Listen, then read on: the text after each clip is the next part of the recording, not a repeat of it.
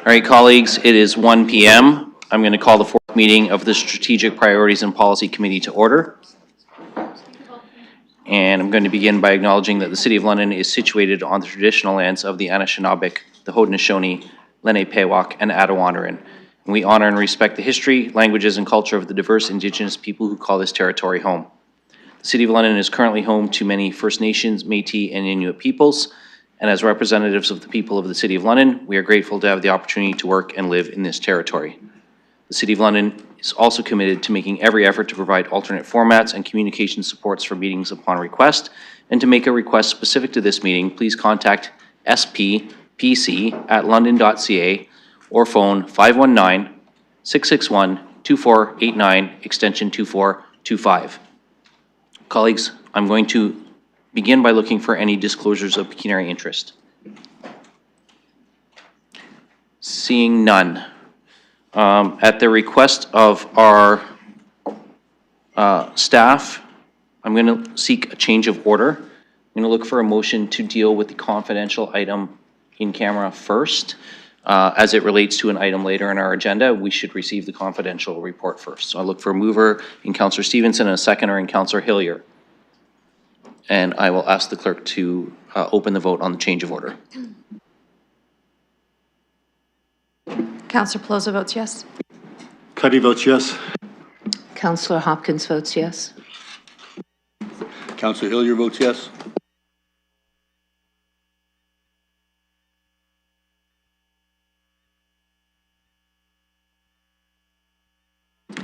Councillor Stevenson votes yes.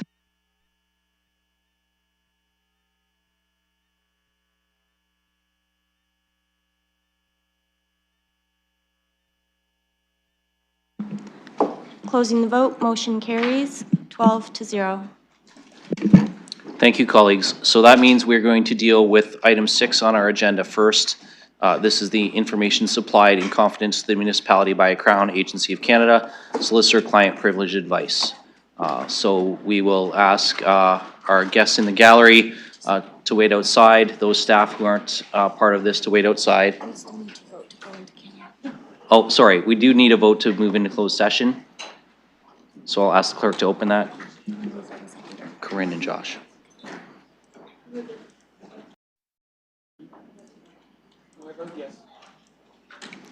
Councillor Truss has a verbal.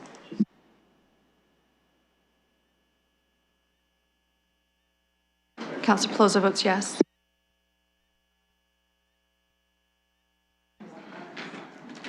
Councillor Hopkins? I vote yes. Closing the vote, motion carries 13-0. Thank you, colleagues. We'll just get everything secured and then we'll deal with the confidential item.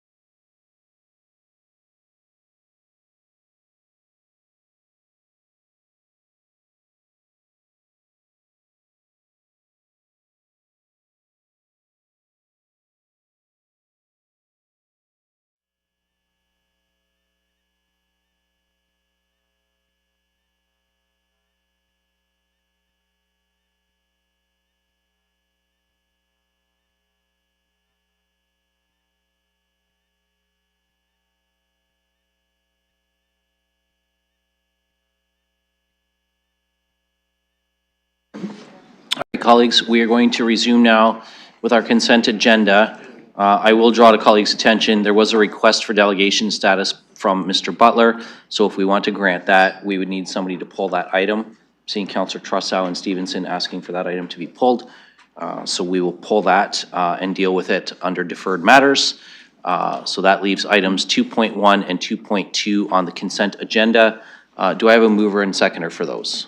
Councillor Hillier and Frank. So that's moved and seconded. Now we will open the floor to any questions or comments.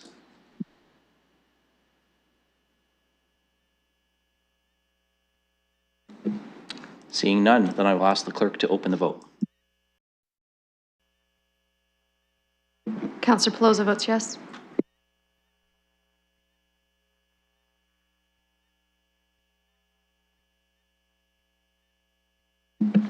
Closing the vote, motion carries 14-0. Thank you, colleagues. Moving on, that brings us to our 2 items for direction, as we have no scheduled items. The first item, 4.1, the London UNESCO City of Music Action Plan 2021 to 2025 update. We also have 2 communications to receive and a added from Councillor Trussow. Before we do that, I'm going to ask Mr. Crossman to provide us a brief presentation on his report. If you want to come up to the podium, Mr. Crossman, we'll have IT adjust that height for you.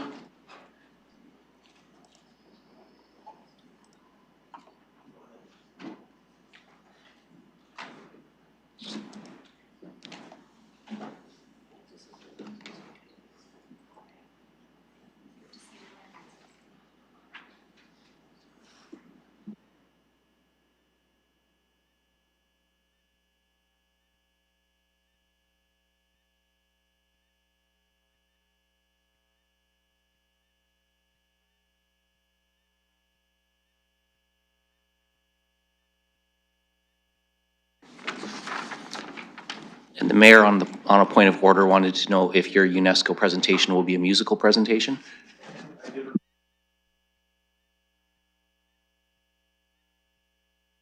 Thank you. Okay. I did request a walk-up song that didn't come through, so I'll do my best. Well, when you're ready, if you can give us a brief presentation of 5 minutes or less, go ahead. Thank you. I'm Corey Crossman, Director of the London Music Office, and focal point for Canada's City of Music, London UNESCO City of Music. The London Music Office is the division of Tourism London and a board of the City of London, reporting in through the City Manager's Office. I'm here to update you on London's UNESCO City of Music Action Plan, covering the dates of November 8th, 2021, when we were first appointed UNESCO City of Music, through to December 31st, 2025. UNESCO Creative City Network, UCCN members must submit a quadrennial report in line with the action plan. The UCCN is streamlining that process now to have an intake in 2027, date unknown. This is in line across all Creative City designations. The action plan is closely linked to Council's strategic plan, so I'm reporting back as promised. Key achievements, there have been many. Culture is certainly leading conversations, and that is seen in the special events sound policy bylaw, where we have a balanced, modernized approach for our special events. London has been recognized for excellence in Music City development and Music City of the Year in 2024, voted on by the Canadian live music industry itself. Community input and community leaders are taking action and leading by example with this designation, such as Paul Seed Fund via the London Community Foundation, which funds live music, providing fair compensation and access to events. London created the UNESCO City of Music Host City Award, which you can see advertised on a billboard in Sanlúcar, Turkey, which was first introduced in 2024 when London hosted the UNESCO Cities of Music meeting, hosting 31 cities at the time. The metrics and dashboard is a key piece of this.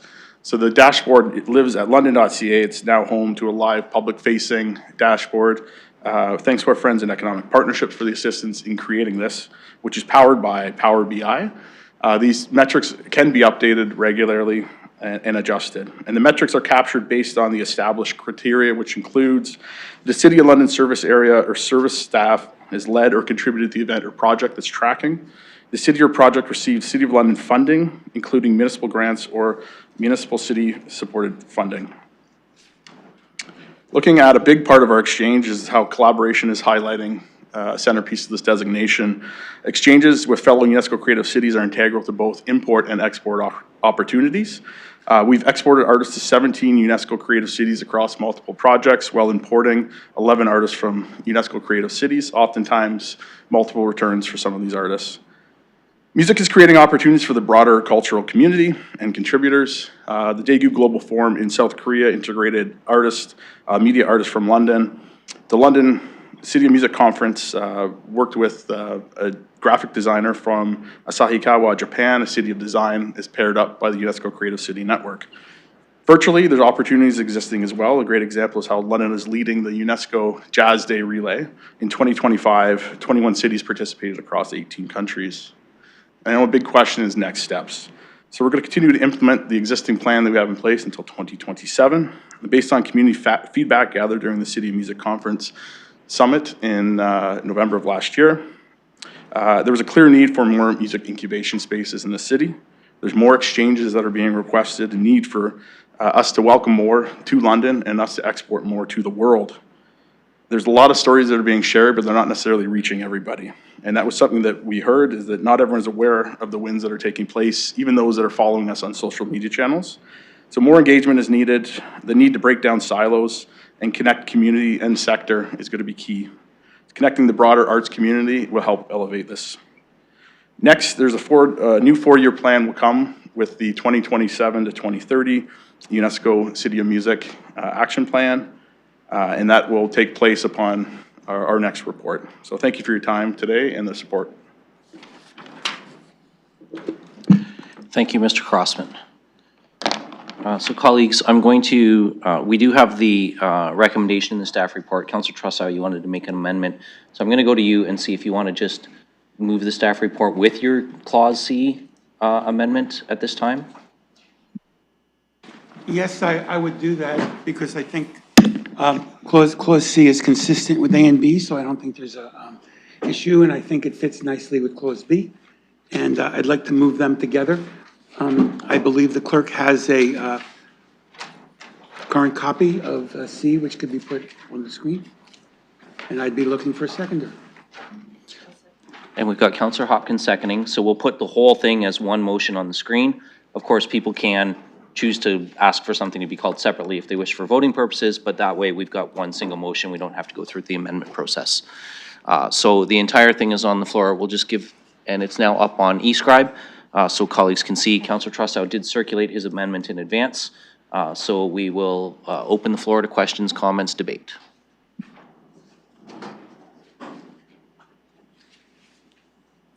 Councillor Hopkins, go ahead.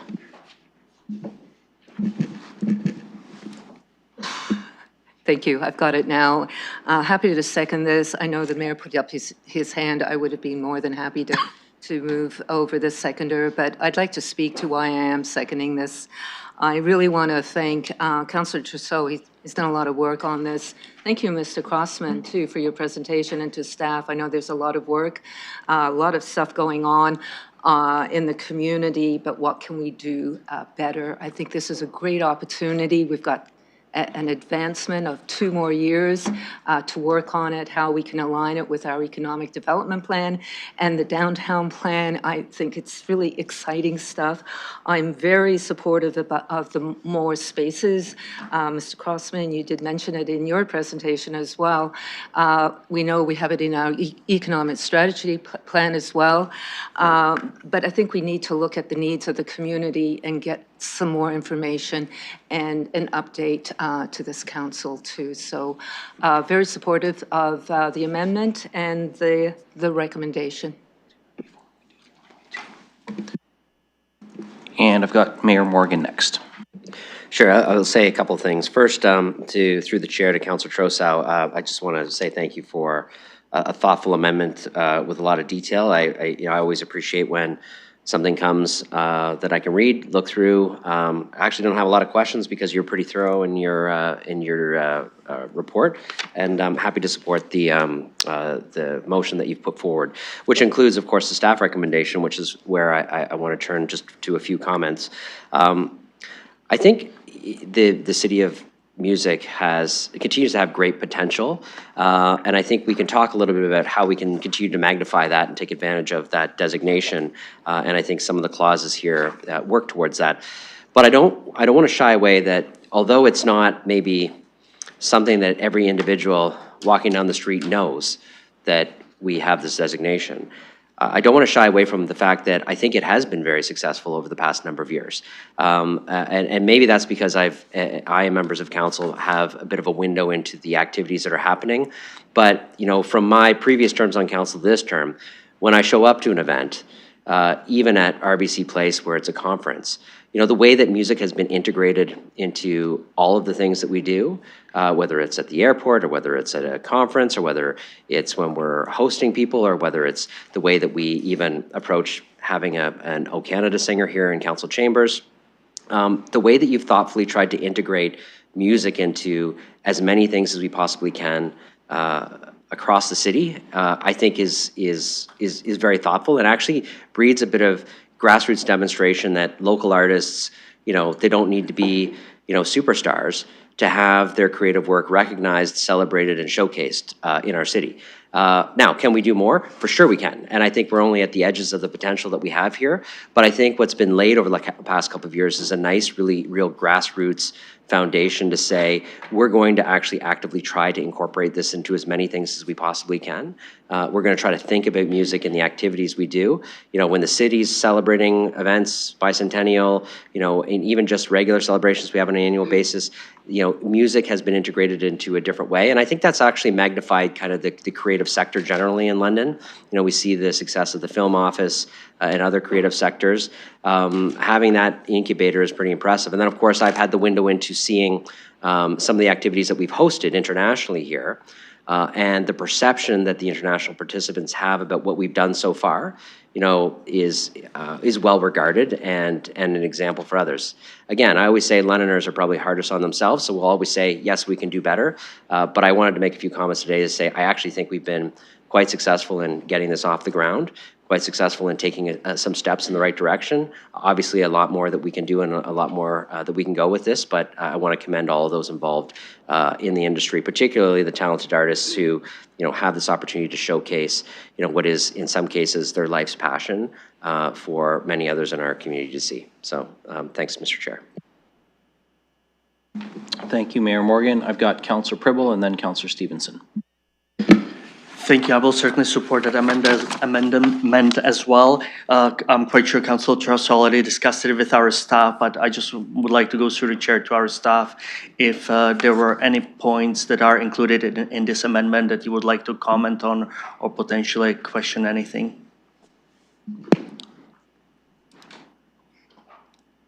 Ms. Through the chair, I believe it speaks to itself, what's listed. Nothing else to the amendment. Thank you, Councillor Pribble. Councillor Stevenson. Thank you, and thanks for the presentation, and thanks to the councillor for all the work on this. I really appreciated getting this and having the opportunity to support it. I did have a couple of questions in the presentation. It talks about the exchanges and the number of those, and I just wondered if we could hear more about how the selection process goes for that, how people can apply for that, and in terms of the expenses, how there can be transparency around that, whether it's staff that are traveling or whether it's musicians that are potentially being paid. Mr. Crossman. So through the chair, yes, it's an important question to ask. Oftentimes, how exchanges are taking place is that a city is coming forward with a recommendation or a city is coming forward with a project that they would like to work with us on. So heading to our subcluster meetings, the Cities of Music, this is one of these exchanges sort of take place, or to our full annual meeting where all UNESCO creative cities take place. So cities will propose projects based on, you know, their assets in their community, and they'll put it out with feelers where to other cities, how could you engage, would you like to participate, kind of thing. And then at that point, there's specific, it can really vary, but there are specific recommendations often that those cities are making. We're looking for an artist that's touring, we're looking for an artist of this genre, we're looking for an artist that has X, Y, and Z. We have a directory on our website, London for Artists, on londonmusicoffice.com. that is something that we share often with people in this community and outside of it. And people select artists to perform based on that oftentimes. When we hosted in 2024, that was a great opportunity to showcase our artists to the community, and we had a number of artists that actually received showcases from that. I think it is also important to note that the caliber of artists that are being selected for these programs are creating opportunities for themselves once involved in this. A great example would be John Fellner. He participated in the Fort City Film Fest. He won a category and it received an exchange with 2 German cities. That then led to an exchange in Liverpool. That then led to an exchange in Daegu, South Korea. He's been able to open doors for himself. So we're there to play that role and help facilitate. Depending on the exchange, it can really differ in what is offered. Some cities offer full flights and accommodation. Sometimes we need to assist. The one thing that we are consistent with is ensuring that we're paying our artists, compensating them for performances, ensuring that they have food and they're taken care of while they're in the other city. A lot of times though, once an artist touches the ground, that city then takes over. So it is important for us to have relationships, for myself as the focal point, to have relationships with these other focal points. So I know that our artists are in good hands, and I hope that helps. Councillor Stevenson.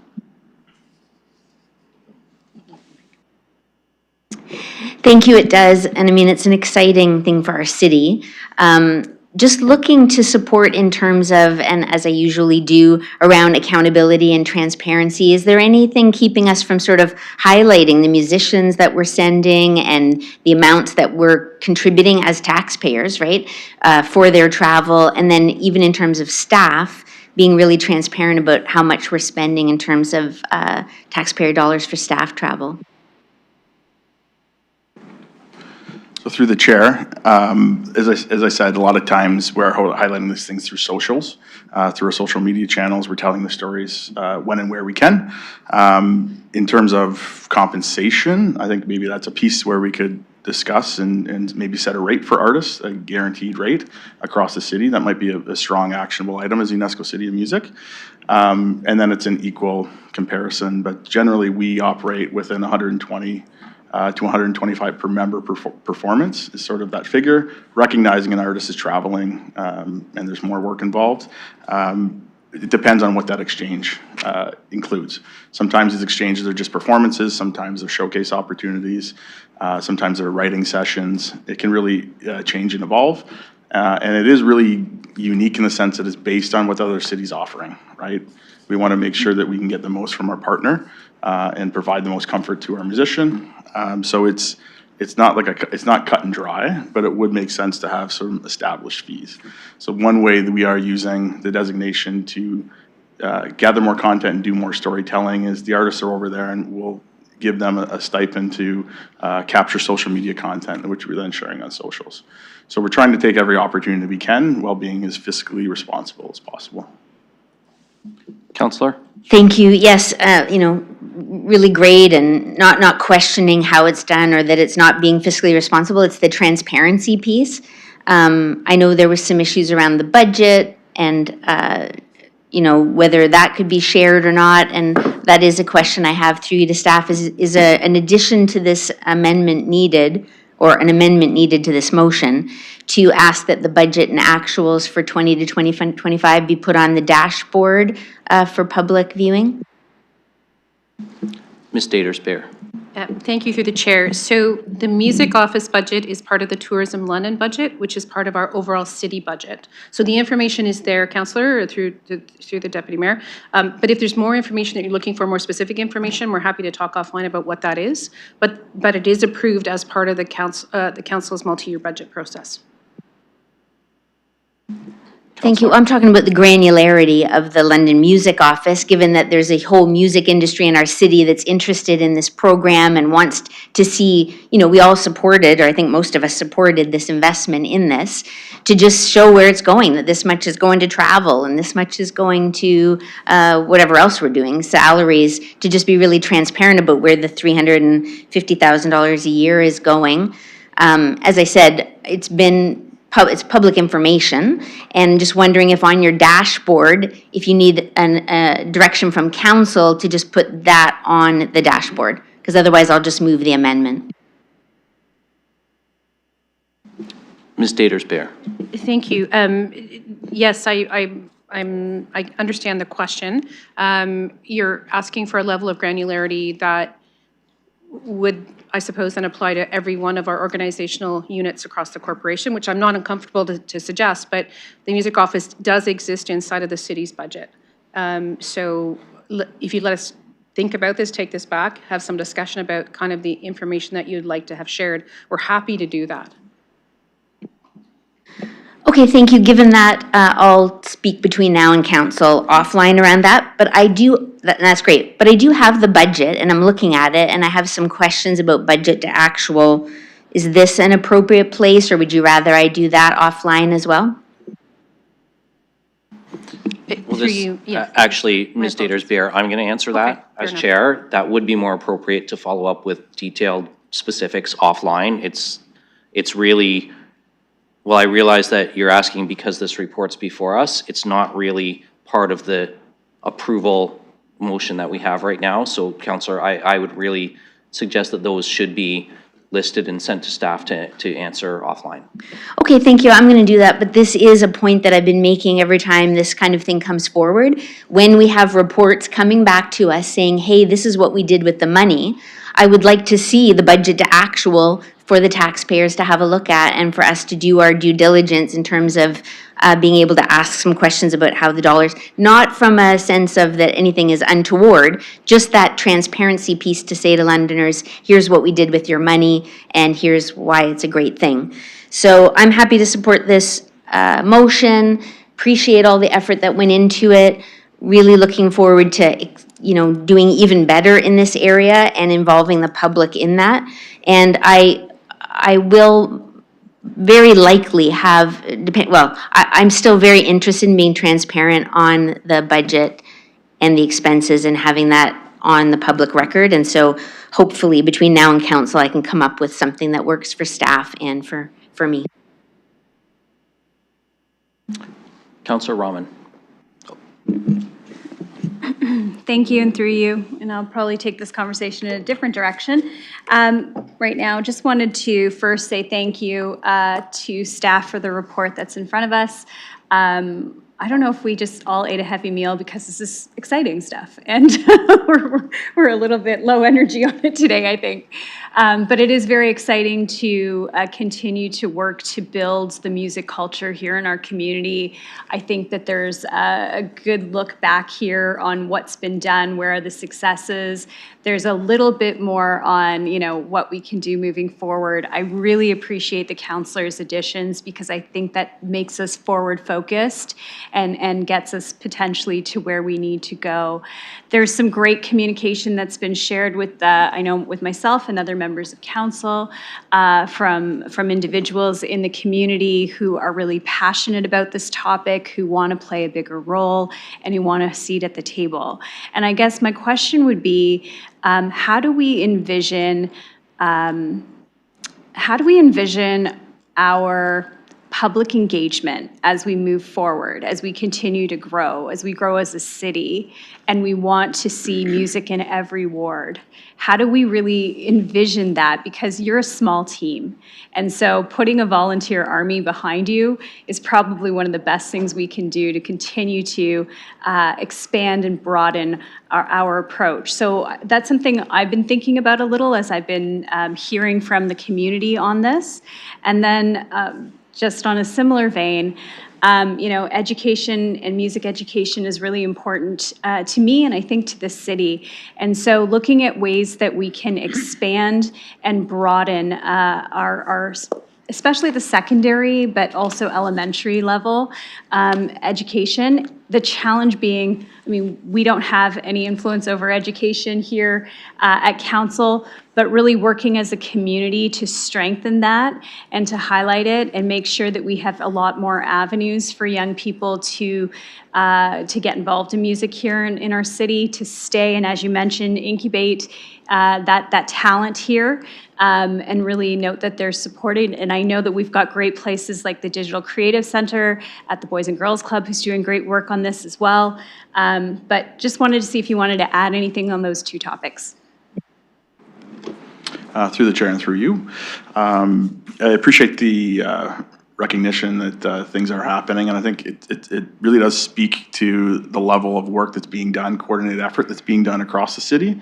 When the Canadian music industry has recognized London as a leading city of music, that's an industry noticing. That's nationally. That is a big statement.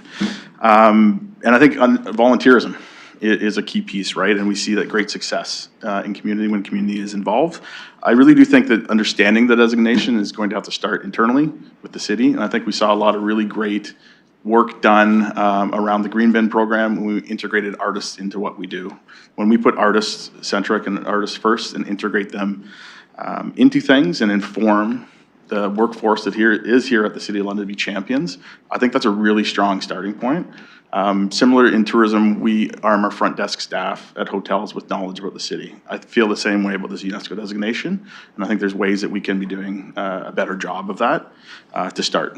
And then I think, to the point that you'd mentioned about education, that is challenging, in the fact that we don't have influence over public school education, but I think there are things that we can do.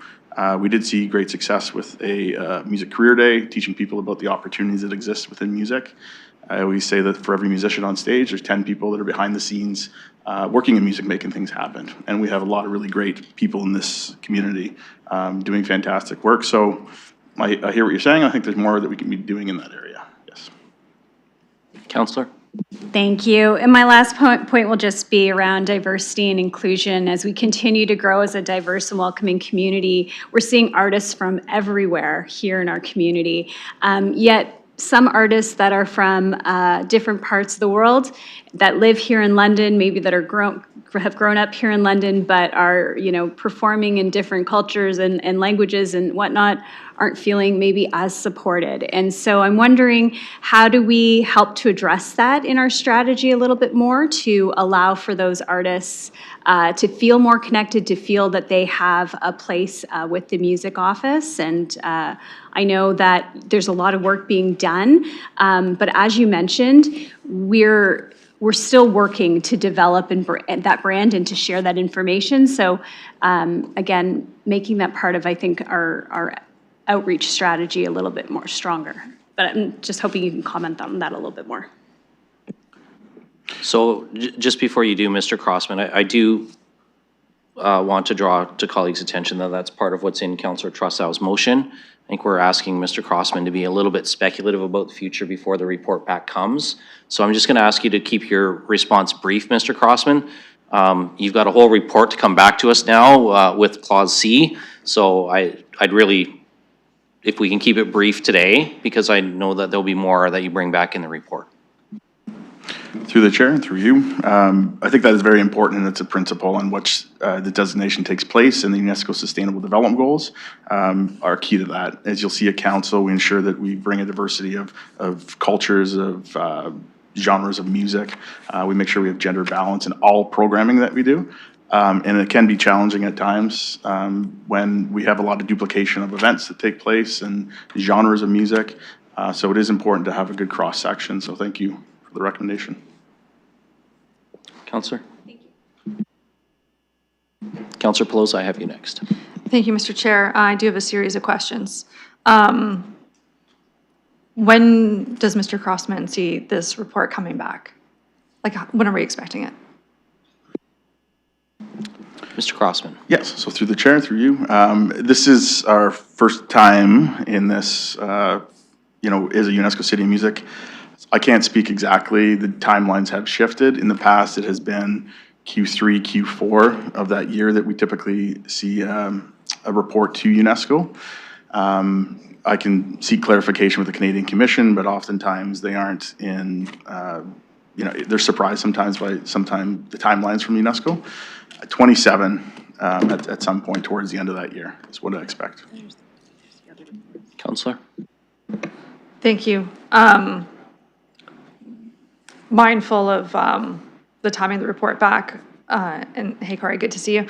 I think this is one of the interesting ones, that the music office is in our Tours in London, which is arm's length kind of council. So you have a couple councillors who serve on it. We have different information in different sessions. I would also note that we had Ms. Finn and her team with the big Tourism London update. Maybe going forward, it'd be nice if Corey highlighted, Mr. Crossman could highlight some things there. I know beyond that board, we see great things like the Trombone Festival coming through town and great things they brought in. It's not contained within this report, but it's music and it's related. And like there's good things happening and we see it at the board and it'd be great to see some more of that highlighted here. Wearing multiple hats. And appreciative of Councillor Trousseau's motion as a starting point for this discussion. Certainly have had different discussions in different aspects. You hear from residents that we'd love to have more music on our local streets, community activations. We hear from musicians of some are big and might get the opportunity to travel. Other ones are like, I just want more gigs here in town to showcase more music and local talent. So it really is different, people having very different draws and needs based on the music office.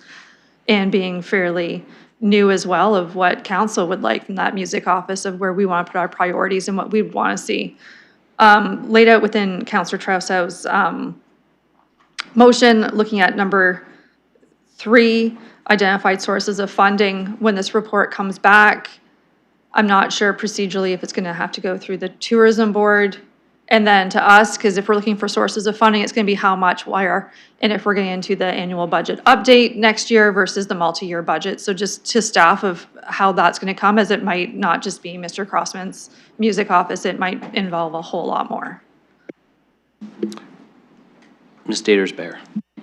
Thank you, through you, Chair. I think those options both exist, both through an annual update and also more broadly through the multi-year budget. We've been having discussions a little bit about that in terms of how we'll move this forward, but yes, to your point, both. Councillor. Thank you. I was just highlighting that too. As we ask for a report, we want to see more things that might be a council conversation of how much money are we willing to put into it or direction that we're willing to give as we ask for things coming back. In number 5, it mentions public participation meetings and community forums. Part of the focus I'm hearing is from the music community that they would like to be engaged specifically as a stakeholder, so making sure that's on the docket and would be done. Ms. Daters-Bear.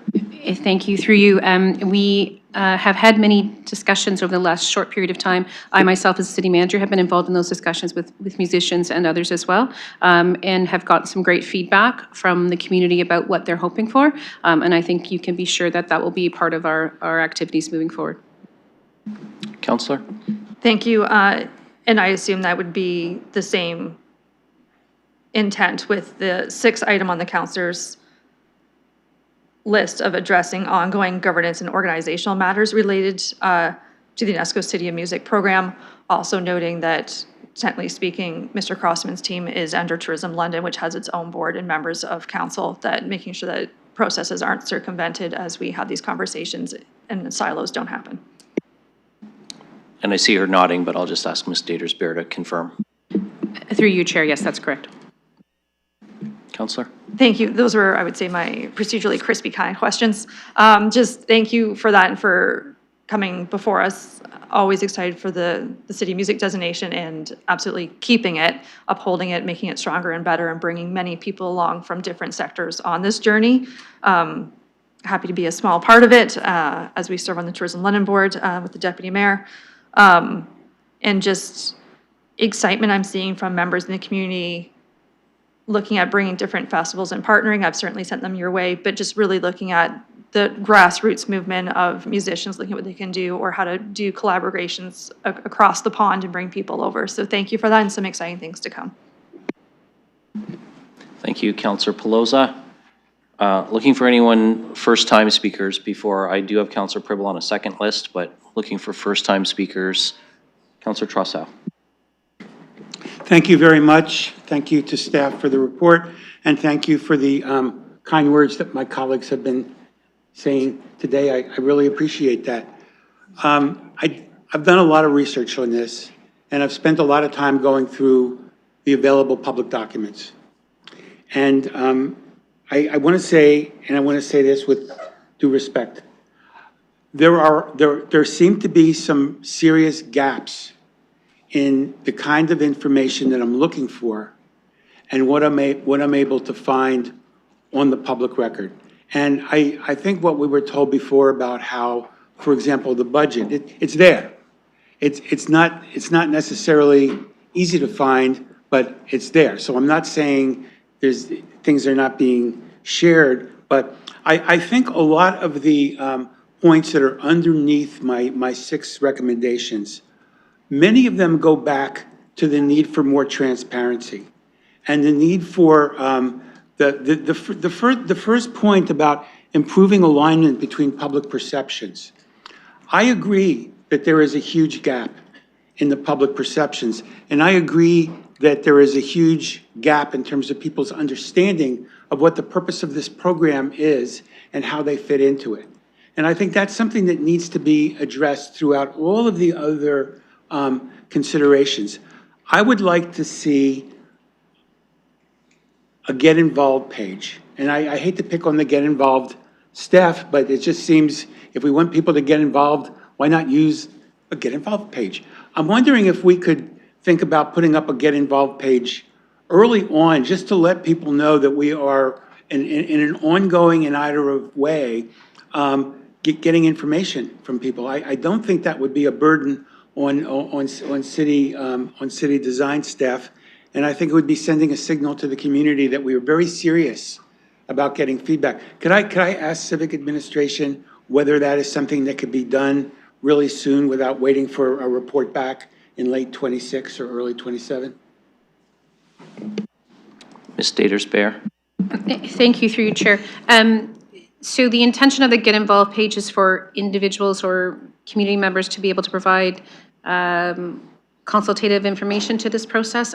If that's what you're asking for, we can certainly explore it. I just want to be clear that there is a full London Music Office page within the tourism office page as well. So I think it's important for us to look at that as well as the Get Involved page. And I'm happy to look at both.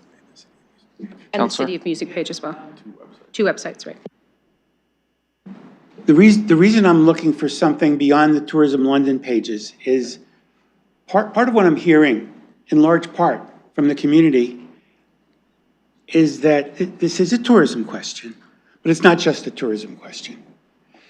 Yes, putting heads in beds and bums in seats and revenue and restaurateurs and merchants is very important. But there's something that goes to the civic identity of the community that music is a public good. Music is something that touches the soul of every individual in this city, whether or not they're professional musicians or not. That's why I think the music education is very important. You don't have to be a talented musician to be interested in building up your music skills. It can come in a lot of different ways. And I think that gap in the perception in the first item is very important. It's very important, and I think I want the community to be really excited and charged up about this program. We've gone through a growing period. We were successful in our initial application. We're not going to be applying for a second term, as I understand is what this is about. I want the public to feel more engaged.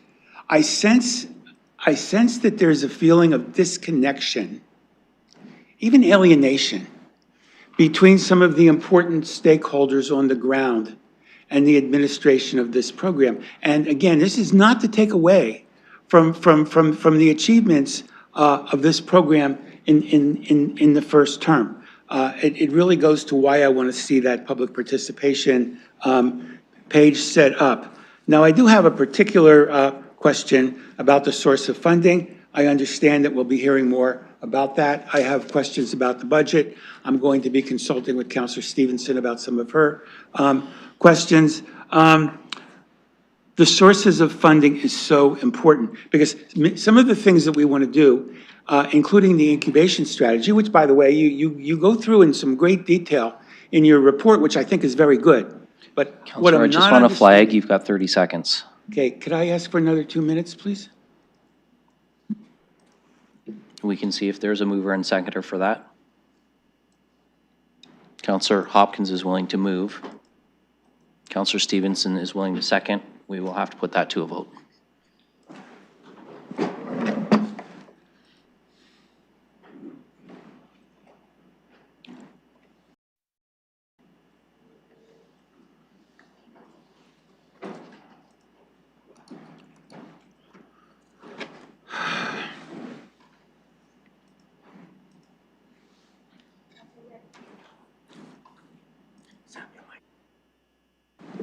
I vote yes.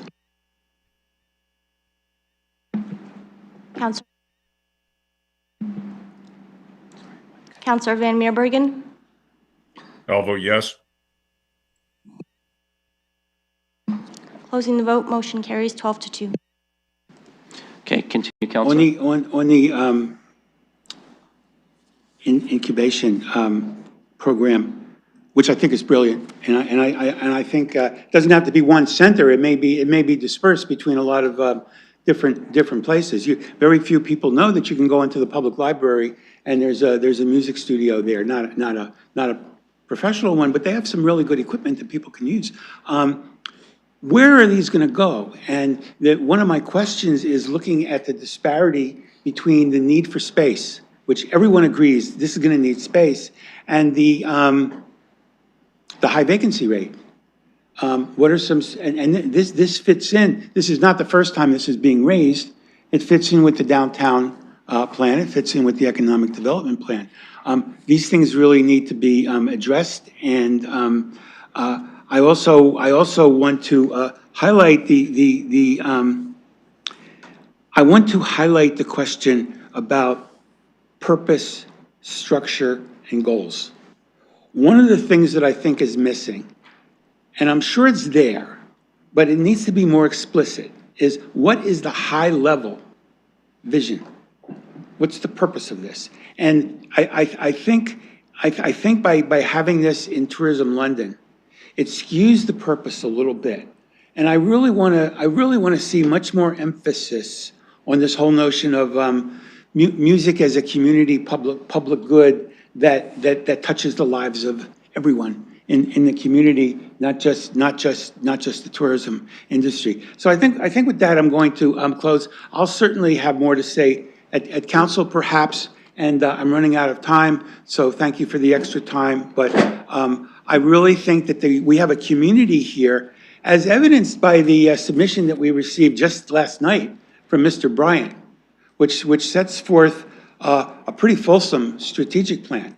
I would think that people might want to make comments on that too, and that is available on his website. But I think that we have the opportunity here to really engage the community in a very positive way, which is going to help the music office, it's going to help Tourism London, but it's also going to help rank and file musicians, performers. Counselor, you are at engineers, 7 minutes now. and small venue holders. Thank you. Okay, any other first-time comments? Seeing none, I'll just ask Counselor Rahman to take the chair. Let me get my timer ready. Thank you, go ahead. Thank you, Madam Presiding Officer. So I'm supportive of what we have before us, and I'm supportive of the amendment because it speaks to things like consideration of get involved, public participation, community forums. It doesn't say do it, it says consider these, bring them back in a report to us, let us see what the options are. I think Councillor Pelosa hit on a very, very important point. I'm not so much interested in a public participation meeting where people stand in the gallery and talk at us for 5 minutes. I think a stakeholder or community forum, and community forums are mentioned in here, which is one of the things I support, and stakeholders, people from the music industry, can sit down, not in a forum like this, where we have time limits and back and forths that are points of order and those sorts of things, a formal process, but where we can have a more informal engagement with each other and a conversation about how people can be better involved, how we can own this identity for our city in a stronger way. I think that's much more productive than a public participation meeting. I do think that a Get Involved page where the public can provide some input is valuable too, but I think there's more work to be done around stakeholders in the industry, stakeholders in the tourism sector who can be better involved in the process moving forward. I think we've had a good start, but I think it's a start, and where we go from here is really at the heart of why we're having this discussion today. I really like that. I will say, for me, again, it's identify potential sources of funding. I'm going to be blunt right now. The city doesn't have millions of dollars to buy vacant buildings to create incubator hubs and performance spaces. We don't. So when we say identify potential sources of funding, I think that's going to have to include private sector partners too. Just as we have in terms of how Canada Life Place operates. How we have partnerships with organizations, not for profit, but nonetheless organizations like the Grand Theatre, in terms of how we work with them, promote the theatre in the city, in terms of how the private sector invests in Film London. It's not all going to be public dollars. So I want to be really upfront and on the record about this right now. If the intent is to come and ask the city for $20 million to buy a building, I will tell you as a city councillor, my answer to that will absolutely be no. But I do think that there are opportunities that need to be investigated and leveraged. One of the more famous performing venues in the world is Carnegie Hall. Well, private dollars put that name on that building. It wasn't public dollars that put that name on the building. And so I think we have to look for partnerships. Just as Tourism London already partners with private business owners across the city to develop attractions that bring people to our city. Whether that be having fun at the water slides at East Park, going to 100 Kellogg or the Hard Rock Cafe or those places, those are partnerships. We don't fund them all at City Hall. There might be some mad asks that get some heads in beds from our hoteliers bringing people to town to visit these places, but that is not direct public funding. That's a levy on a hotel visit. And so I think that there are opportunities when we look at our MAT infrastructure side on the City Hall side of things, how that might be used to leverage some venue spaces that attract people to our city because we have them. But I want to be very cautious about creating a perception that we're going to identify all kinds of sources of funding publicly for buildings and spaces. So but Councillor Trussell's motion doesn't say go find public dollars for this. It says identify potential sources of funding. So again, I'm supportive of that because I think it opens the door to some diverse conversations. I know I'm down to about 30 seconds because I've got my own timer going. So I'm just going to say I do appreciate the monthly updates we get from Mr. Crossman at Tourism London about the smaller events that are happening throughout the city, about some of the attractions or conferences that we get, some of the opportunities to network with our other cities. I know I just forwarded one that Councillor Frank and Councillor Pelosi and I got about the Irish Festival that's coming and a potential partnership with a Creative Cities partner in Ireland. Very excited for those sorts of things. We've got a good start. Let's grow it from here. Thank you. Returning the chair to you with no one on the speaker's list. Okay, and I do have Councillor Pribble for a second time around. So with no one else on the first time list, I'm going to go to Councillor Pribble.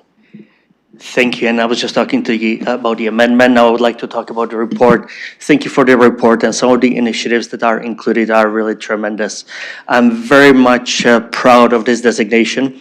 I really do believe it puts our city on the world map, and I do think that we need to maximize the opportunities arising from this and not just kind of do the less or minimum to keep the designation. The venues that we have here, and if you look at the large events or the small events, they were all great. Doesn't matter if there were 50 people or 10,000 people, and they were really tremendous. In the last implementation plan that we received, there was mentioned about the 21 to 25 action plan. Then it was mentioned about coordination with the UNESCO designation extending by 2 years, which is till 2027. My question is now, we are in 2026.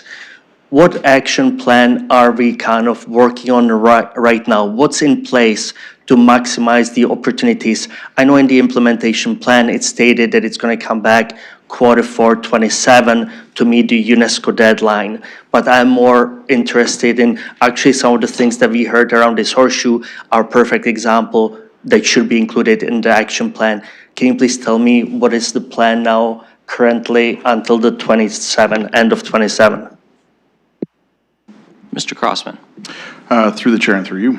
A great question, and the intent and plan is to continue with our goals and our focus areas that we have in place now. Due to the timeline, going back, redrawing and retooling really doesn't make sense. You know, we're seeing what we wanted accomplished, a high-level goal with this. And if you're on the City of Music website, you can see the work in the designation plan there. And the vision is to make a robust City of Music. And I think that starts with integration and discussion. And music is now leading discussions where we're having music built into and integrated into our downtown plan, our economic development plan. That's exactly what this designation is supposed to be doing. And so I think that that is a huge step forward for this community, is that music is part of the conversation and is part of the solution. So we're going to continue over the next year and a half and work towards a new plan for 2027, which we were getting community feedback from. We had a community session in December of 2025 where we saw a lot of this, and a lot of that information that's in this report comes from that meeting as well, that we do need to continue to drive forward. And as we said, all the things about this designation, the doors that it's opening, and it's about the broader arts community, as music's that tool that kicks the door down, so to speak. So I think I'll leave it at that, but the plan is to continue with what we have in place already for the next bit. Councillor Pribble. Okay, thank you. I do have a follow-up, and great in terms of strategy, division, but I do believe that we need action plan, and we need it kind of, please consider to do one as soon as possible, and consider the things you heard, because everything that I heard around the horseshoe are very, very valid points. And as I said, I'm tremendously proud of it, have it even in the logo and City of Music London in my signature on my email, but we really need to spread this positive word among our city. And as we are the only one actually in Canada with this designation, going back to what the Peter Mayor said, private funding and finding the money, totally agree, but not just local. I really think that there's an opportunity, as we are the only ones in Canada, to go out there looking at the provincial and national organizations, private funding, to find not just city or municipal funding, but private as well. So please consider that as well. I do have one follow-up as well in the direction from to the civic administration. It states their alignment with the two, both downtown and the economic strategy. When we talk about the alignment, is it the alignment after the two plans come back to us, or is it the alignment currently happening with those two plans? Thank you. Mr. Crossman. I'll defer to Ms. Data Bears. Through you, definitely throughout the development of both the economic development strategy and also the downtown master plan, the concept of the work being done by the music office and other organizations in our area has been considered as part of both of the development of the strategies. And so I think to your question, you will see it both during the development of the strategies, but also you will see it when the strategies come back to council later this year. I think it's probably fair to say that the work that is done by the music office in supported by Tourism London is part of our economic development strategy, and obviously there is a connection to the downtown piece as well. So you see it there both as part of a consideration currently and in the future. Councillor Pribble. Thank you for that. So I know I already said it twice, but I'll leave it with a comment. And again, thank you for all the initiatives, very positive. Let's spread the good word throughout the cities, throughout the province, throughout the world. But please do consider the action plans so we have something solid for next 2 years, so we know what's happening next month, the month after, and how we are getting everyone involved. And please consider the comments you heard around the horseshoe. Thank you very much. Councillor Stevenson. Thank you. Just a follow-up to Councillor Pribble's there. When we talk about the meeting that took place around getting that feedback, who's invited to that meeting? Mr. Crossman. So through the chair, this is the meeting in December you're referring to. So these are a cross-section of industry individuals who are invited that are doing great work and are representing our sector. It's kind of noted I'm not speaking to individuals, but it's noted across the sector, music is more than just live. So there's a lot of, a good variety of people that were included in that, good cross-section. Counselor? Thank you. And just to follow up, so it's by invitation only kind of thing rather than an open public meeting? Through the chair, yes, it's by invitation to ensure that we have a good cross-section. I didn't want to have too many in one area. I wanted to make sure that we have appropriate representation across the sector. Also looking at diversity and inclusion as best we can, and the gender balance. Okay, thanks. There'll be things for me to look into offline in this in regards to, I've said this before, in terms of the whole of community, we don't know who's on it, there's no minutes versus advisory committees, which is something that we do appointments and we get information on. I wondered too, if it's okay, this was the 21 to 25 action plan, but I just wondered for me and maybe for the public who's listening, what was the role of the music office in 2016? And then how did it change as we got the UNESCO City of Music in 2021? Mr. Crossman? Through the chair, so first question is related to a public document. Yes, we have worked on reports, so we could share that. To give you more insight, I can make that available if needed. That's a separate follow-up. Sharing that, yeah. Is there, I'm just not sure if there's a procedure for that, or, okay. And then the Yeah, you can just evolution. respond. Evolution of the music office. So music office, November of 2024 is the start of the music office. And the intent of that time, was initially a 2-year contract to make this job permanent, which we did. It was an office of one. After some moving around throughout the city, moving over to Tourism London in, I guess it would be 2018, sorry. So the role has changed. Putting forward this proposal is in line with many cities around the world, and I don't want to say a global standard, but you've seen that best practice in many cities, that it is a city designation and is often led by a city individual. Music office, working with the culture office, putting forward that. I've serving as the focal point, and our cultural manager of cultural services is the co-focal point. So the role has certainly evolved, and we've seen that in the growth of the music office, and the in the work that we're doing. And I would note that last year was an absolute benchmark year for services delivered, and that is a direct result of investment into the music office. Counselor? Okay, thanks, that's great. And if I can get that, that'd be great. But I wondered if just now, can you just quickly tell me what the role was of the music office before and if it changed when we got the UNESCO? So through the chair, the role of the music office is to create conditions for the music industry to thrive and grow in London. Joining an international network, music office now serves as an international representative and ambassador. And I think that if you step back and look at how music represents, or the music office represents music, we have the same idea across Tourism London. We have a sports division who looks after that. We have convention planning. There's different roles. Our job at the music office is to speak and be that ambassador, be that beacon to bring opportunity to London and help elevate us. And I think we've done a great job doing that and have been recognized on an international level.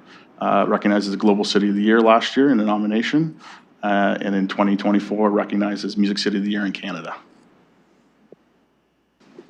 Counselor? Thank You you. have about 15 seconds. Yeah, so probably just one last question anyway. So it's less of a local initiative, like it's shifted, is that what I'm understanding? Like shifted from a local initiative to a more international focus?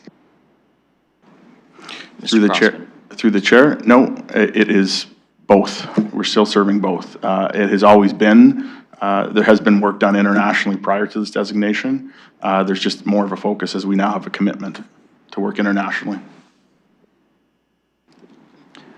Thank you, Counselor Stevenson. Anyone else before we call the question? Everyone's okay with us voting on everything together? Haven't had any requests to pull anything separate? So I'm going to ask the clerk to open the vote.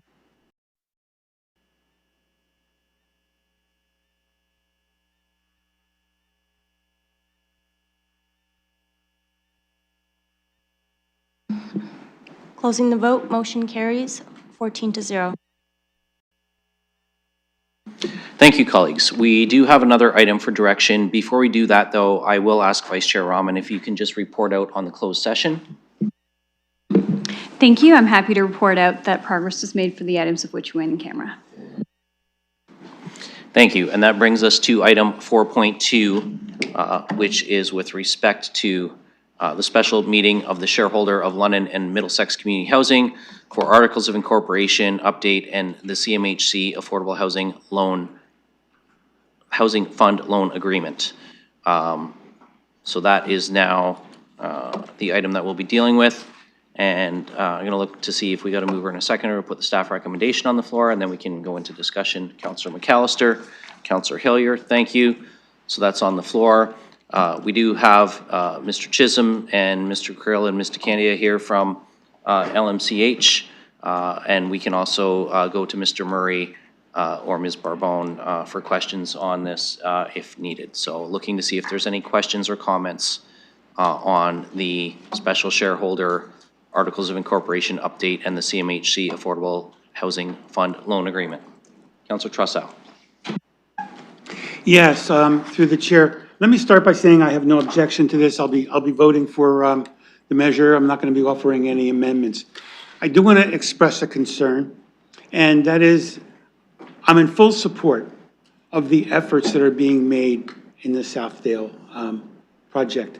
I remain concerned, though, about the, as demonstrated in our last asset management plan, I remain concerned about the conditions in the rest of the building.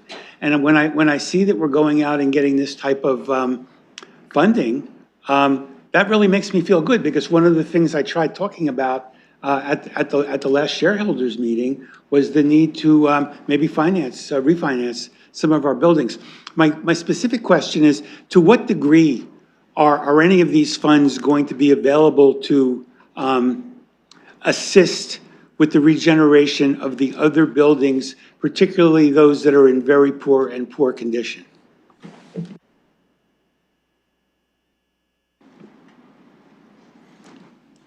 You're going to have to give me a moment here, Councillor Trussow.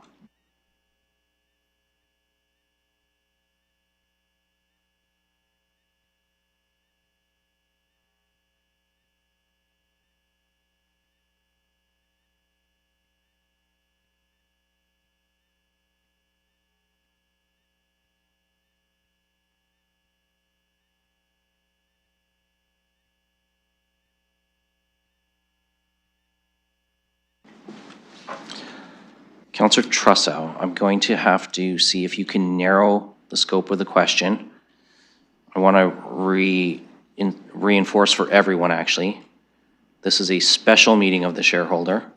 We're only dealing with the item that's specifically on the agenda, which is the CMHC loan agreement and the minor change in language that are it's really a housekeeping change in language to comply with the new CMHC language that's being used by the federal government.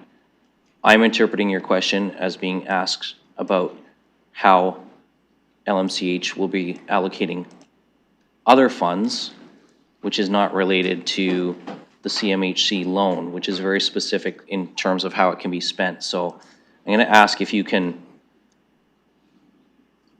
reframe your question in a way that meets the purpose of the special meeting, which is the approval of the CMHC dollars. I appreciate that opportunity. However, I'm going to stand on my question, and if it's out of order, you may rule it's out of order. I'll be very disappointed. I think that members of the public want to understand, especially when we're going out and getting this additional funding, how it's going to affect the very bad conditions in the other properties. And I think it's a legitimate question to ask whenever they're before us.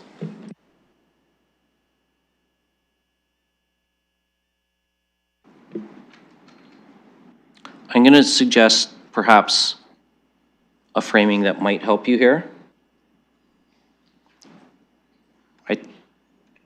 I think what would be in order to ask, rather than blanket ruling this out of order, would be to ask if approval of this loan frees up municipal funds that have been allocated to LMCH to address other concerns within the portfolio. If it's specific to this loan freeing up municipal funds for other purposes, and we can't get into the specifics of the other purposes, but you could ask if it was freeing up municipal dollars to address if this loan frees up municipal dollars for other purposes. Yes, that's a good way of framing the question. It was my intention to frame it pretty much that way in terms of this infusion of new money coming into the system, but I won't repeat what you just said. I'll just say, yes, I'll ask that. Okay, let's see if Mr. Chisholm or a member of his team might be able to address how this loan impacts municipal dollars.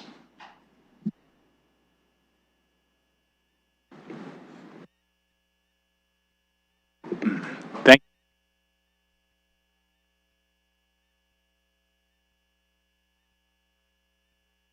Yeah. All right. Thank you, and through the chair. There is, I guess, the short answer to this is the receipt of the funding from Canada Mortgage and Housing Corporation frees up previously allocated city funds to do more regeneration work across LMCH, and that is the request contained in the report. So that is the intent, is that we make the funding that's already provided go further and improve and increase our housing across the city.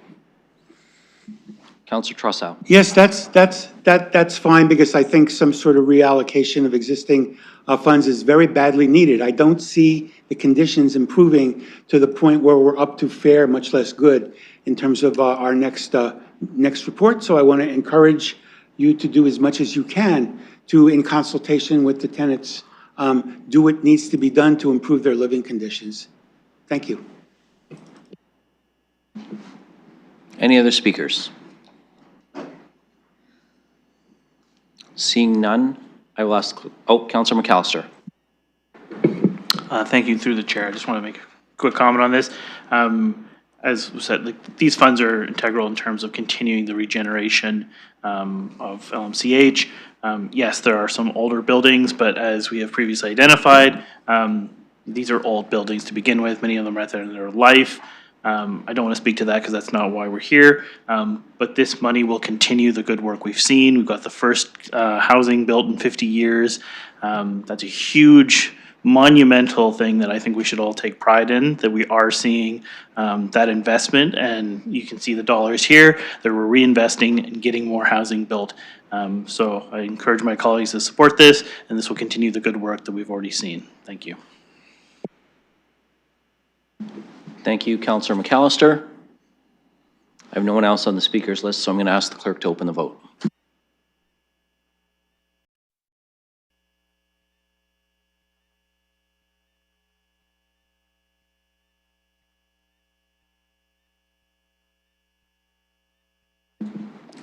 Closing the vote, motion carries 14-0. Thank you, colleagues, and thank you to our guests from LMCH. We do have another item to dispense with, but if you need to take your leave of us, feel free to go ahead and do that. Of course, if you want to attend the rest of our meeting and hear the other scintillating items on the agenda, you're welcome to stay.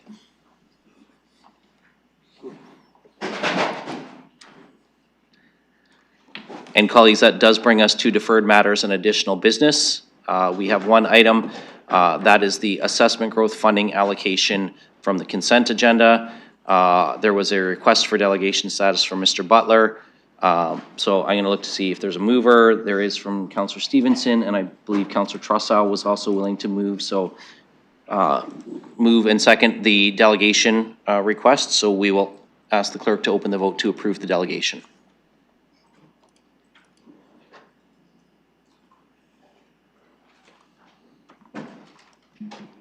Closing the vote, motion carries 14-0. Thank you, colleagues. Mr. Butler, if you would like to approach one of the microphones, now that we've got your delegation status approved.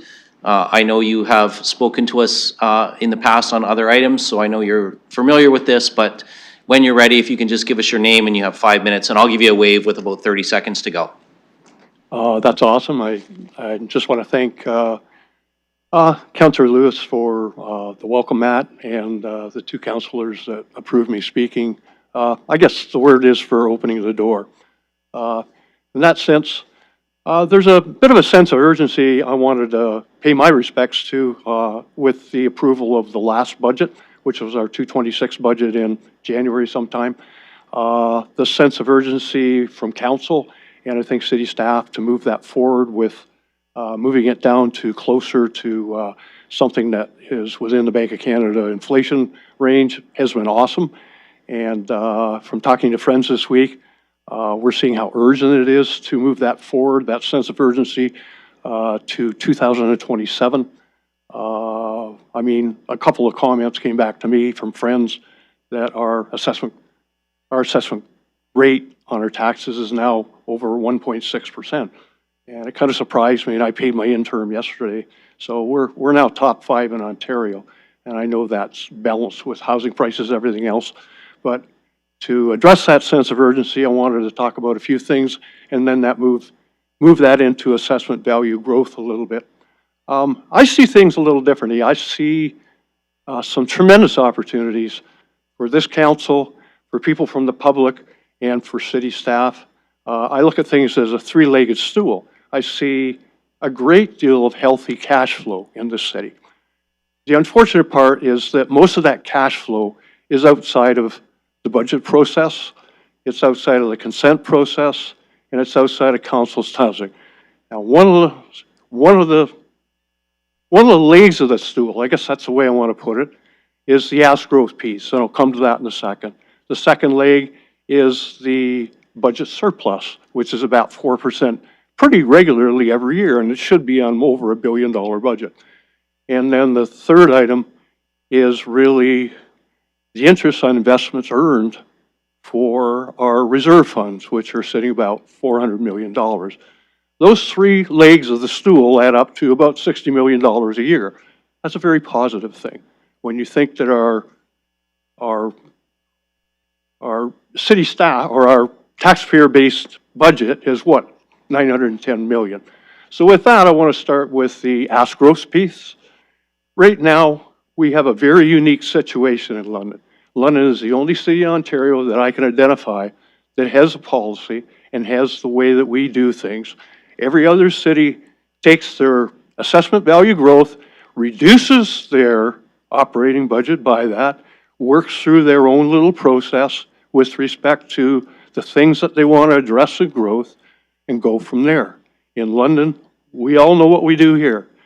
We basically, the other cities also make that part of the public budget process right up front in terms of things going on so that council and the budget can look at things and say, are these growth things that we want to support, and go from there. So the second part of that is really that we have another piece here that is very unique to London as well. With the exception of brownfield special DC charges, none of the other cities at this moment really support anything that we're doing with paying developers in terms of the grants that are associated with that. So there's I think a simile to look at there is, I'm going to high school and you're taking my lunch money with the ask growth piece. I get something that no other taxpayer gets. In Ontario, everybody else gets that piece. So my lunch money's gone there. And you're asking me to pay supper for the developers here in all these special areas to go there. And when you look at that, that's a real conflict. I can't support, it's very hard to support the 4,000 homes that we want to do because I have to pay for supper too. Those two pieces together are about 4%.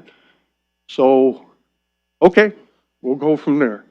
I guess what I'm asking for is that toxic combination in the ask growth piece. I'd like to get this all aligned with the city budget and make it part of the public process so that you folks and I can have some say in where that money gets spent, because it's about $60 million. And the second piece, I'd like to ask today for I know that we have a priority to pay off debt. I don't see any reason that we can't use the interest earned on our reserve funds to do that, as opposed to the ask growth of the other piece. I don't see any reason at all. That's what I would do in my family budget. So today, I can't see any reason at all. I shouldn't be asking you for $2.9 million reflected back to taxpayers so that it carries over into next year. So Thank I'd you, just Mr. like to Butler. leave it at that. That's where we're at right now. And that's out of 5 minutes, so I'm going to ask you to stop there, but thank you for your presentation today.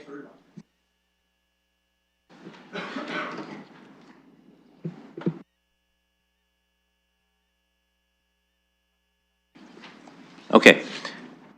So we've received the delegation. We also have a piece of correspondence to receive as well. Do we have a mover and a seconder for the staff report, the recommendation? Councillor McAllister and Councillor Hillier. Okay, so that's on the floor. So now we can start a speakers list on that. Councillor. Thank you. Through you, I just wondered if staff does have an answer in terms of the question that Mr. Butler posed around London being an outlier in terms of how this assessment growth revenue is handled. Mr. Murray or Ms. Barbone? Mr. Murray. Thank you. Through you, Mr. Chair. So I would say that yes, in fact, what London does in terms of our assessment growth policy is quite unique amongst municipalities for sure.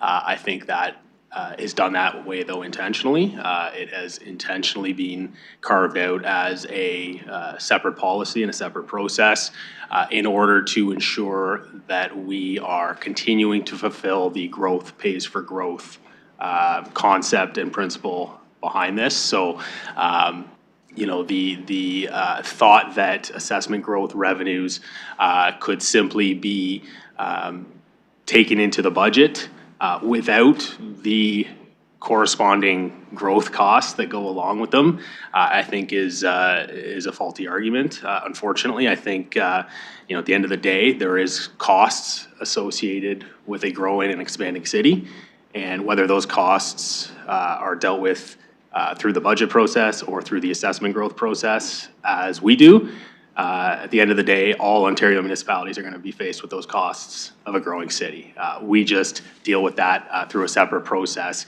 that specifically aligns the assessment growth funding, the revenue that comes from the growth to fund those costs of growth.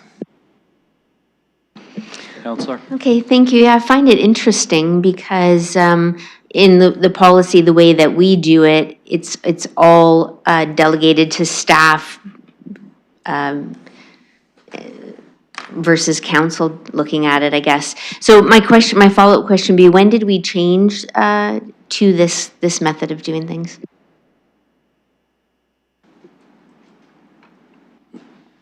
Mr. Murray or Ms. Barbone? Thank you. Through you, Mr. Chair. I don't have that specific date. It's been a number of years, though. I believe it probably corresponds to right around the time we shifted to a multi-year budgeting cycle, roughly, and that was 2016. So we've been at least a decade at this point, I think, of doing it this way. Councillor? Thanks. I'm going to leave it there for now. Okay, looking for other speakers? Mayor Morgan. Yes, I'll say a few words. So first off, I want to thank staff for the report. I also want to say I agree with your assessment of the business cases. I think you're properly allocating the cost of growth with the proceeds of the new taxes that come from growth. You know, the delegate said, are these growth, you know, that we could put this in the budget process and decide whether these are the growth that we want to support. Well, I don't see how we have a choice but to support these things. You build a new subdivision, you've got to provide garbage collection. You build a new subdivision, you need traffic signalization, you need snow plowing, you need all of the things that we start to allocate the cost of growth towards. And so, you know, we could put that in the budget process, and we could decide not to do those things. And we've seen other municipalities decide not to pay for the types of things that they should be paying for associated with the growth. Because there's always a temptation to say, hey, well, we've got this cash, let's use it for some other priority that we have at that time. but you actually have to pay those bills, right? The costs of growth are actually there. I think we've actually done some really smart things with assessment growth over the time we've been doing this. I'll say a number of years ago when we built a new community facility, we took care of the life cycle maintenance costs right at the time of assessment growth. You build a new community center, you know you're going to have to maintain it over the lifetime. You set aside some permanent tax dollars at the start, you're not going to have that infrastructure gap growing because you didn't do it. We've done things like that with the assessment growth policy in the past. Have other municipalities done that? No, probably not. Is it a really smart financial thing to do? 100%. So I think what we want to do, whether it's delegated, whether it's assessment growth policy, however you want to do it, I think we need to continue to make really smart financial decisions with the actual costs of growth. And the assessment growth policy is one of the ways to do that. Now, the other thing I like about the policy is we use it to make sure that some years we expect we might have a surplus, some years we expect we might have a deficit because growth isn't always a linear thing. So what do? We carry some of that forward each and every year if we need to, or we draw from the carry forward if we have, if we're short. And what we do on a one-time basis with that money is take care of a couple of things we know we have needs on, paying down some debt, and putting some money towards the infrastructure gap reserve fund. Again, two really smart things that actually pays dividends later. And from time to time, we've also, looked at it and said, do we have a systemic surplus in the assessment growth? Do we project growth to be relatively flat and stable? And even in previous years, we have done things like spun some off to permanent tax relief in a small amount, in a responsible way, when the time was right. What we know now is that we have growth costs to pay for, and we know that the city is growing quite fast. So allocating assessment growth dollars to the cost of growth, I think, is responsible. And again, I continue to support that idea that let's take care of some life cycle maintenance things when we can at the time that we build a new community facility by allocating those dollars up front. So again, I think staff have done a good job on the assessment of the assessment growth business cases. I want to also commend two organizations for submitting and getting assessment growth business cases approved: the London Public Library and the London Transit Commission. This is something that council has been asking for. We recognize that as the city grows, the need for library service collections grow in the city. It's a reasonable business case to have in assessment growth. We recognize that as the city grows, transit demands grow in the city. And so for the first time, we see the Transit Commission actually expanding growth-related routes in the city with assessment growth dollars rather than hitting us on the property tax supported budget, next fall. We know the city's grown. These new tax dollars have come in. Those people who are paying those new tax dollars can pay for some of the growth, some of the costs of the growth that they're generating by coming into the city. So I support the staff report before us. I always appreciate Mr. Butler's engagements on this. I think he's a smart guy. He's got ideas that I don't necessarily disagree with, but I can say I do actually like and support this process, even though it's relatively unique in the province, because I think it's done very well for the city and very well for London taxpayers. Thank you, Mayor Morgan. I have Councillor McAllister next. Thank you. Through the chair, just echoing many of the comments the mayor said. I agree with a lot of the business cases in here. Nice to see the library. I think it's also very important to highlight transit. It's really great to see them in the assessment growth with a business case. There's a lot of areas in terms of servicing that we definitely need online, and it's great to see LTC come forward and get those areas serviced, whether just speaking kind of in the general area around my ward. Great to see, Summerside for sure. It's an area where a lot of people are saying, well, big residential growth, need some buses out there, or whether it's industrial. I have, a sliver of veterans, Scanlon, well serviced for Ward 2. Ward 3's got some good service too, but we're seeing a lot of growth out that way. And those industrial jobs that are driving our economy, 100% we need to see those services online and expanded. So I'm very happy to see within these business cases, there's very specific areas that we've been asking for a while to see those services come online. Obviously recognizing it'll take a bit of time, but I think this is the appropriate way to go. As we said, growth pays for growth, and I think these are areas we're seeing a lot of that growth, and we need to have those business cases to support the services in those areas. So thank you, and I'm supportive of this. Councillor Rahman. Thank you, and through you. So just wanted to say thank you for the report. I do find it helpful to be able to see the projects outlined and costed, but I did have some questions because some of the projects that are listed in the assessment growth package, especially related to parks, are for improvements that we approved in other budgets as well. So I'm just wondering, how do we then divide and allocate? So for instance, the urban park at Kent Park, there's a $40,000 estimated value, which is the highest amount that's included in that parks budget. And yet we also had that funding in the Mayor's Parks initiative as well. So just wanted some clarification on that. Mr. Murray? Thank you, through you, Mr. Chair. Yes, so specifically as it pertains to the parks items here, I think it's important to note that these are the operating costs associated with these parks. So what you would have seen as part of the previous budget approval, and specifically the Parks Improvement Fund, I believe was the terminology that was used for it. That was used to fund the capital upfront costs of constructing those parks. Any new growth-related infrastructure that comes on board, of course, though, has operating costs to operate it and maintain it on an ongoing basis, and that's where, through the assessment growth process, those costs are picked up and funded. Counselor? Thank you, and through you. So this funding line is the operating for that park, so I can anticipate $40,000 will be spent to operate that park as it moves forward annually. And then for the multi-use path between the Hyde Park Road and Coronation Drive, that supports Hyde Park Village Green, which is wood chips right now, I can anticipate that that's $5,000 worth of maintenance on that particular path annually, just to be clear. Mr. Murray? Through you, Mr. Chair, that is correct, yes.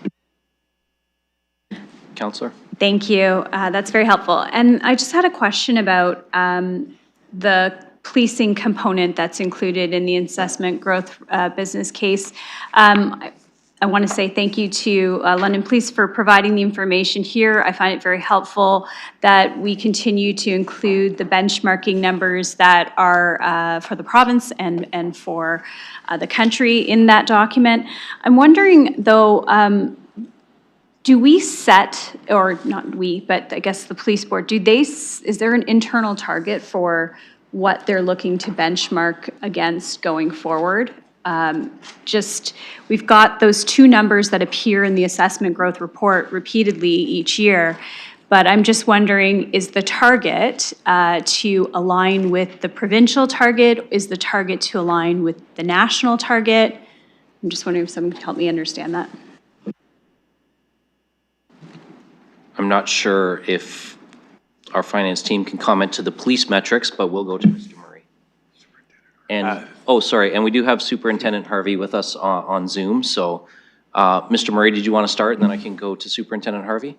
Sure, I will start, and then we can pass it along to our folks from London Police. As it relates to the recent requests over the last few years, the police have been trying to close the gap back to what the police to population ratio was approximately in 2010, so approximately 15 years ago. So they've been trying to get back to that metric. And have been successful in closing that gap over the last few years. I will, though, turn it over to Superintendent Harvey to speak to, going forward, what the intention would be in terms of what metric they're tracking towards. Welcome, Superintendent Harvey, and go ahead when you're ready. Thank you, Mr. Lewis, sir. Just confirming you can hear me okay? You are coming through loud and clear, sir. Thank you. Yeah, I'll just comment in support what Mr. Maria suggested there. Through this ask, it's really an attempt to maintain our current police to population ratio. And I would suggest that there is not a specific ratio, Mr. Rahman, that's been specifically identified within the organization. And currently, we're just trying to maintain our ratios within this 156 number currently. It's not, the police to population ratio is an important measure, but it certainly doesn't tell the whole story. So we have to be guarded and cautious in setting a target in regards to that number. But at the current time, I would suggest that just maintaining this 156 is what we're shooting for right now. Thank you. Thank you, Superintendent. Counselor?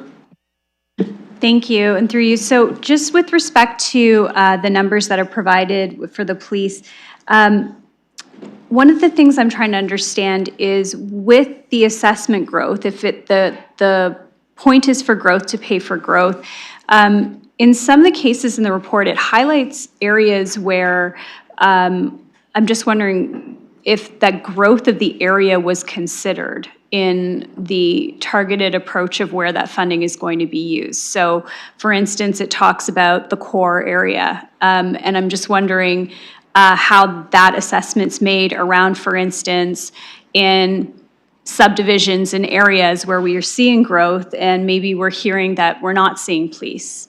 So I'm just, how does that balance out when we're talking about assessment growth?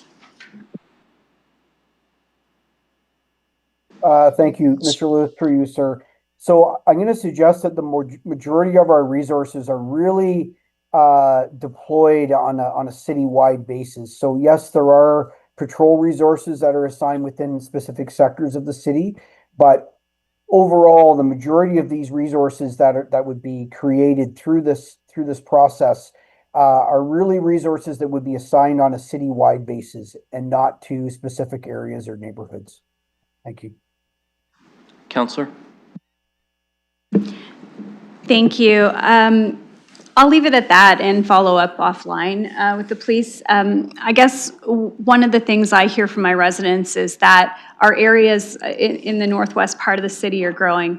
And as they continue to grow, they'd like to see more police presence. And I think the police are trying to address that with even the opening of a location at Masonville Place. But I do think that more traffic enforcement, for instance, is one of the things that's mentioned in here.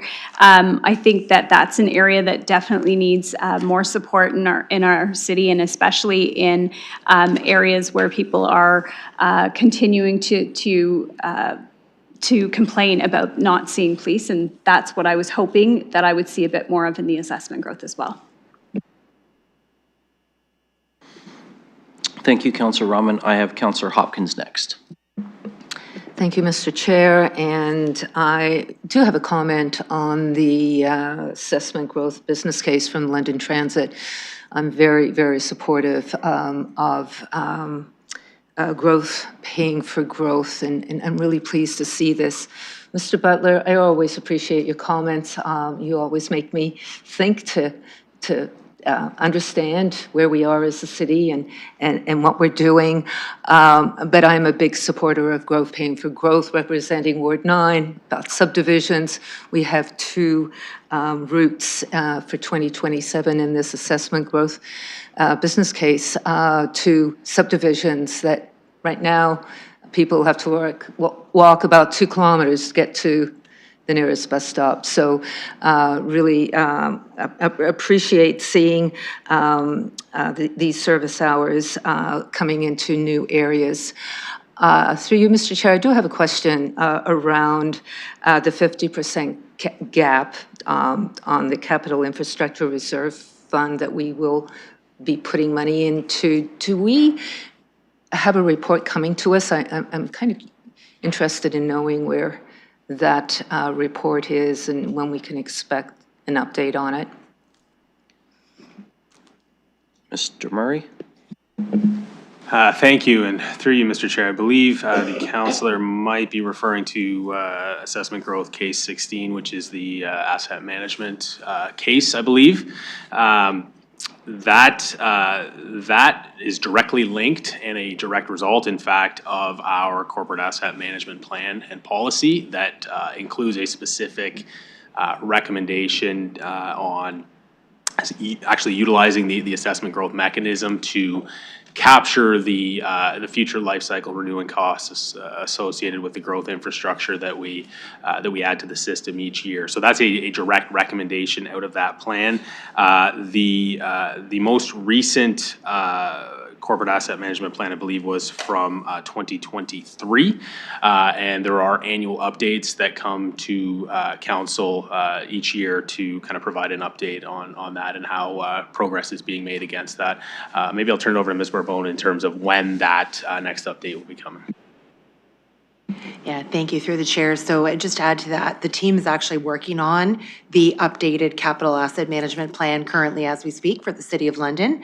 That's on track and in progress. And so one of the things earlier on the agenda today was the policy. We had some tweaks to update that to finalize the preparation. And that should be coming to council early next year with the full completion of all the City of London assets to determine where we stand with respect to the infrastructure gap. So that's certainly a great deal of work that the team is undertaking, and then that will set the stage for looking at where we are and how that will ultimately inform our next multi-year budget.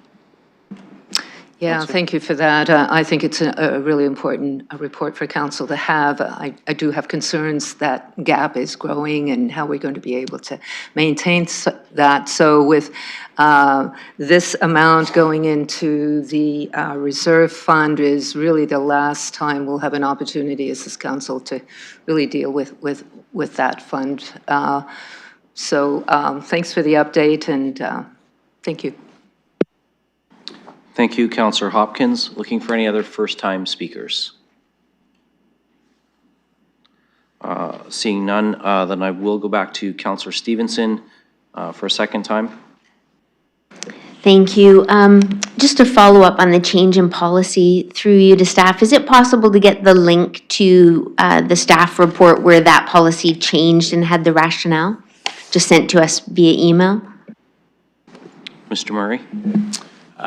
Through you, Mr. Chair, I just need some clarification. Is the councillor referring to the most recent updates to the policy, which would have been as part of the council policy review in 2025, or the original shift to the assessment growth policy? Thank you. The original shift through the chair. Yes, Mr. Chair, we can certainly do that. Okay, thanks. Yeah, because I'm curious to see that. You know, usually if it's such a great thing, I'm surprised no other municipalities have followed us. You know, there's that expression about, you know, you're leading if you look behind and people are actually following.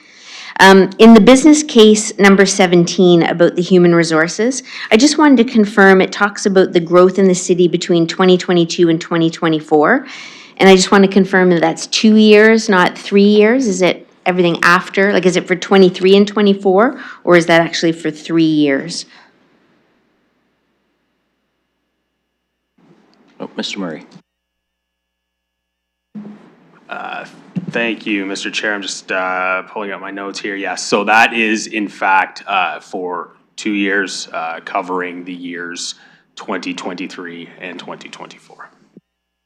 Councillor? Thank you. That's what I thought, and thank you for confirming that. So it says that there were 343 new positions over the course of the 2 years. And I just wanted to confirm, I'm assuming the police is the only one where the employees, where they have their own HR department, it wouldn't be factored in. So are these employees of, that's the growth in City of London employees, not including LPS? Was that Mr. Murray or Mr. Parody? Mr. Murray. Thank you, through you, Mr. Chair. That is City of London employees. That does not include the police. That does not include agencies, boards, and commissions generally. So that is strictly city employees.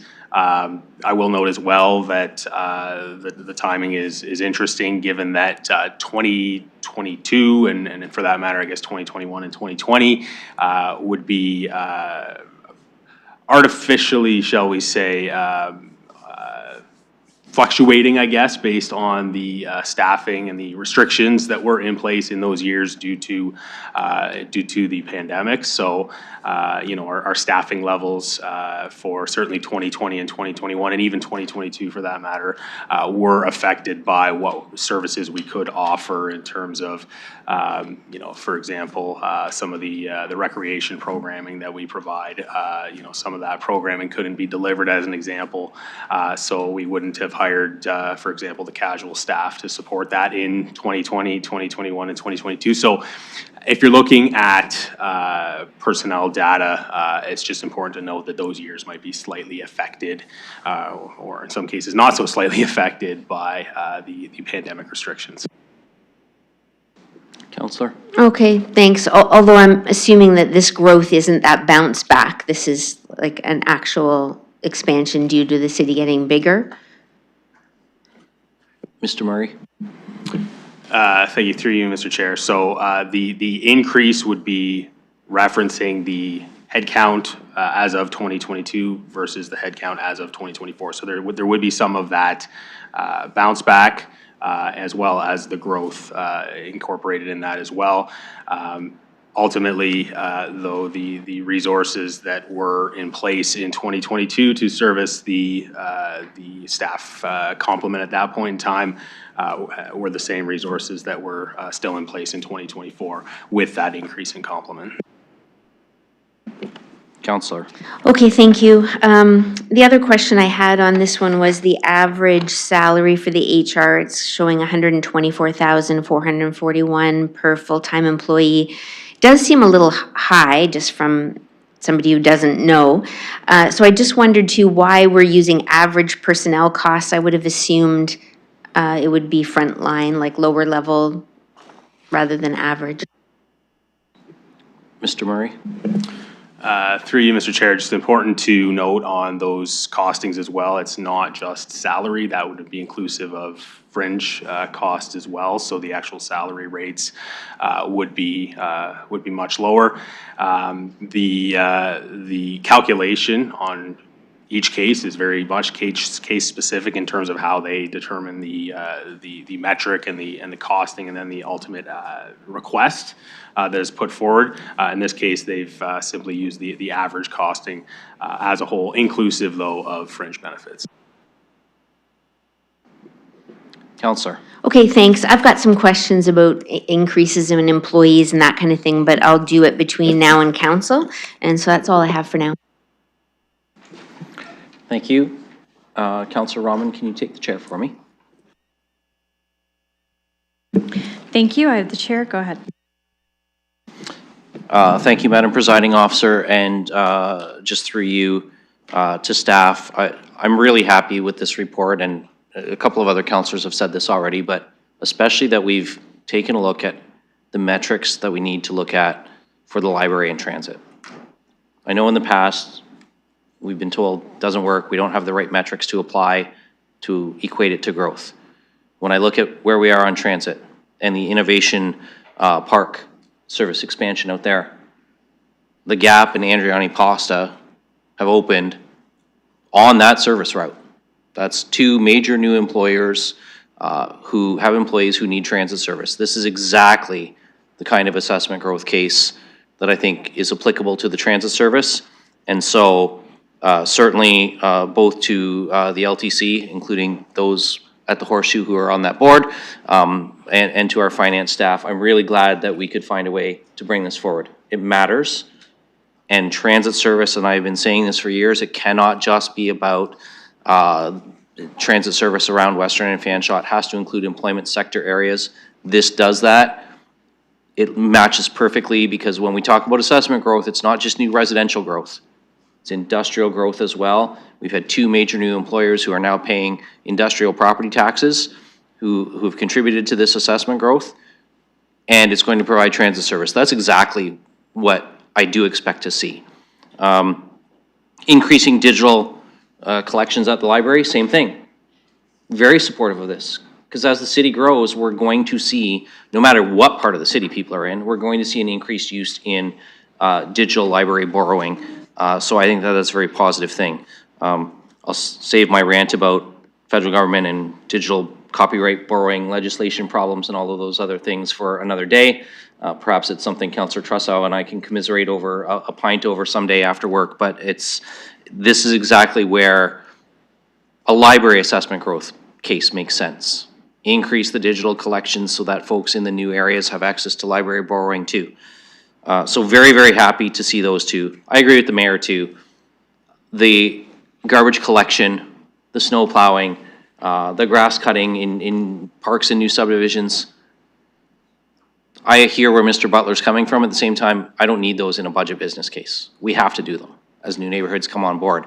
I think there's some argument to be made about, I'm particularly interested in the comments about debt repayment and interest from reserve funds and things like that. I think there's perhaps some other discussions to consider in the future around that.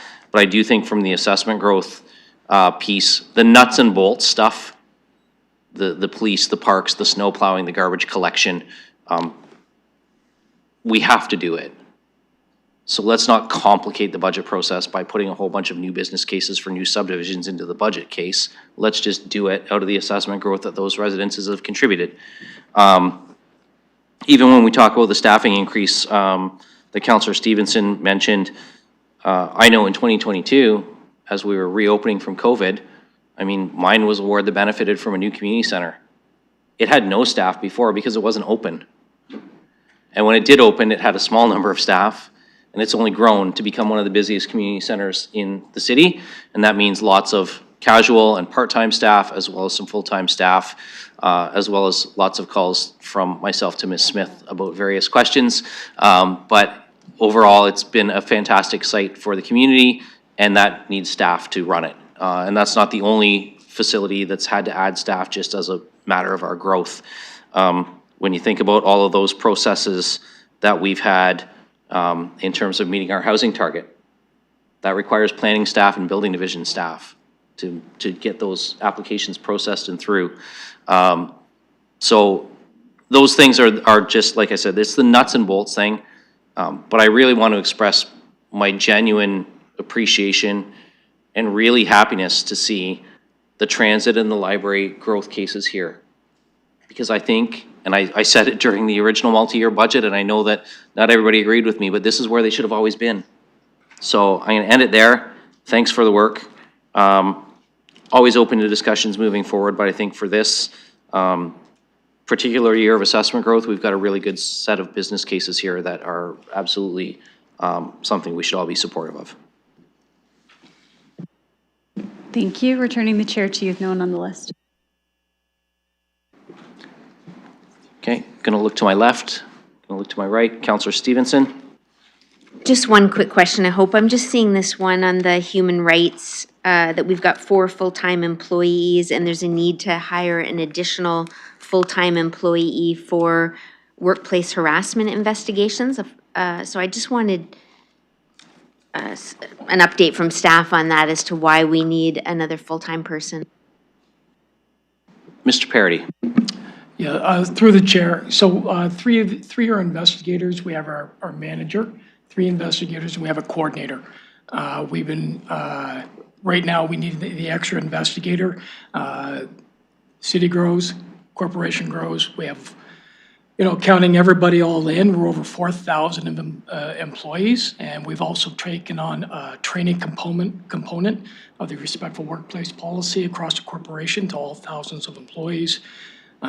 We have our investigation side, and then we assist the other human resources and workplace violence prevention procedure under emergency management and security.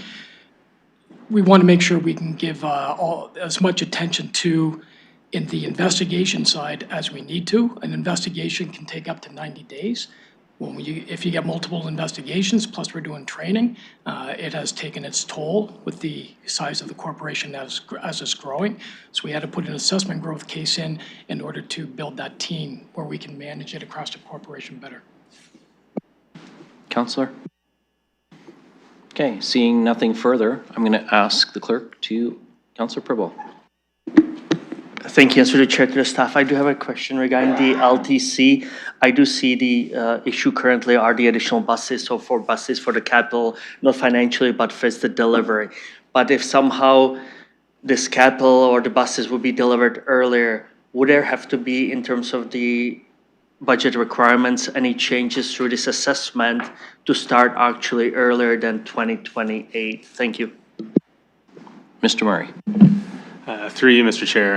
Unfortunately, the lead time on buses is extremely problematic. It is, at last I heard, 18 months plus to receive buses. So realistically, we are in all likelihood looking at 2028 before that new service can be implemented. Having said that, though, the funding will be in place through the approval of this assessment growth to initiate that service once those buses are available and in place. Councillor Purple. Thank you. So I do have follow-up. If a miracle would happen and the buses would arrive earlier, and because this is the assessment for this year, would we have the funds available to start these 4 prior to 2028 if the buses were delivered earlier? Councillor Purple. I'm going to say 2 things on that. One, it's highly speculative to ask our staff about if a miracle happens. And second, LTC would have to address that operationally first. If they couldn't address it internally, they would come to the city. I'm not going to ask staff to speculate on whether LTC would have to come back or not. That would be an internal LTC matter first. Okay, thank you. So I'll have a follow-up question. Is the money available now?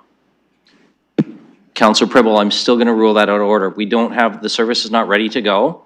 So it's asking staff whether the money is available now is not in order. The money's not being sought now because the operational stand-up of the service can't be done now. So I'm not going to ask staff to respond to that. Okay, truly don't understand the reasoning for that because I'm just asking, this is the assessment now. If it's approved today, if it's approved by the council, I really don't see how it's out of the order to ask if the money is available. Mr. Murray. Let me take a shot here, Mr. Chair, at explaining how this will work. So what you're approving here is a permanent increase of a little over $2 million for LTC. For the first 2 years, or the first 2 years of that $2.1 million per year, that will be used to fund the buses, the actual capital cost of the buses. Subsequent to that, it will convert back to operational funding so that those routes can then be operated using those buses that have just been bought. So it is permanent, ongoing funding that will be available to pay for the operating costs once those buses are here. Councillor. Thank you for that answer. No more questions.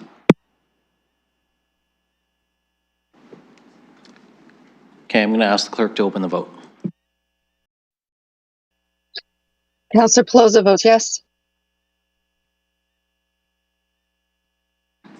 Closing the vote, motion carries 14-0. Okay, that concludes our agenda, colleagues. So I'm going to look for a motion to adjourn. Moved by Councillor Rahman and seconded by Councillor Hopkins. We can do this one by hand. All those in favor? Yes. Motion carries. Thank you, everyone.